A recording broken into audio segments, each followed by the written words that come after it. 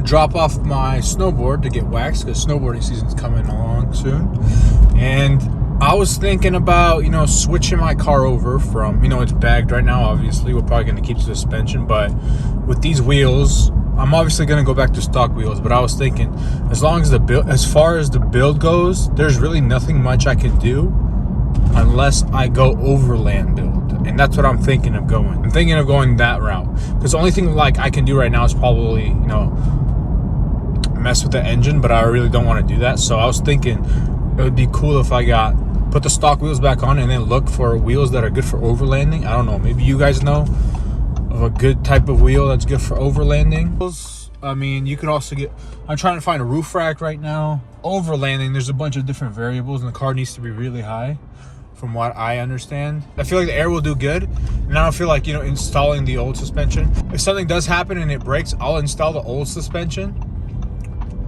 But I mean, it should be fine. And with a roof rack, you can add a bunch of stuff on top of your car, like a tent, extra storage, and things like that. So that's the way I'm sort of pivoting towards in terms of where this build will go next. Plus, we can do a bunch of cool stuff. We live in Washington. There's a lot of cool places to drive through, see a lot of scenery, and plus there's a lot of content that can come out of this. If you're in the overlanding world, please comment below and explain some things to me I may not understand, because I'm gonna go this route regardless of what everybody thinks, and I feel like it's gonna be pretty sick to see.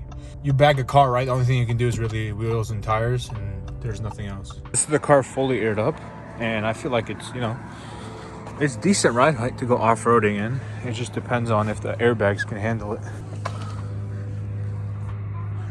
Well, now I'm having drainage issues, so I'm gonna go fix that, but it's decent. Put the old 18s on, and I have more rubber.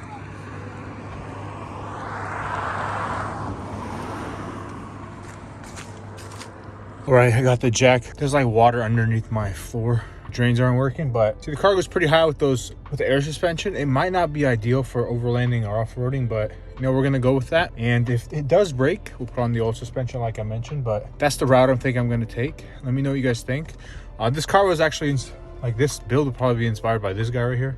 It'll be up here somewhere, but he has a B85. It's a previous gen Allroad, and he goes off-roading like crazy and takes it everywhere. So that would be a good step to take this car, and it'll bring in a lot of adventures and things like that. Hopefully along the way we can pick up a project car and start building that out eventually.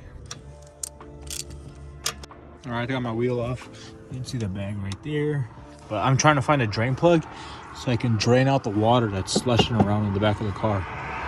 All right, I'm super dirty, and it's not even here. It's probably in the front.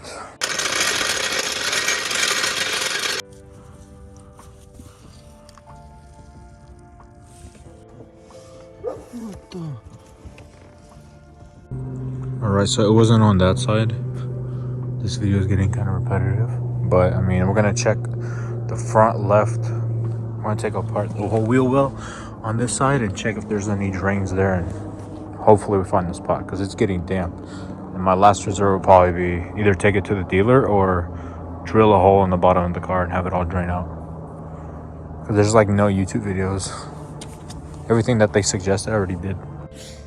All right, guys, welcome back. I'm trying to find a water leak that's going into my cabin, and I think I found it. So I drained out all of the I checked all of the drainage holes, all of them, they're all cleared.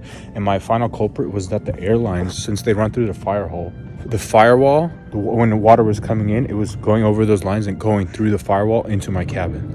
So I just applied some sealant, and hopefully that fixes it. If not, then I have no idea what I'm gonna do, and we're just gonna drive around with water in our cabins. So, but in this video, mainly the main focus is throwing back on these stock wheels and getting ready for winter. These ones have been fun.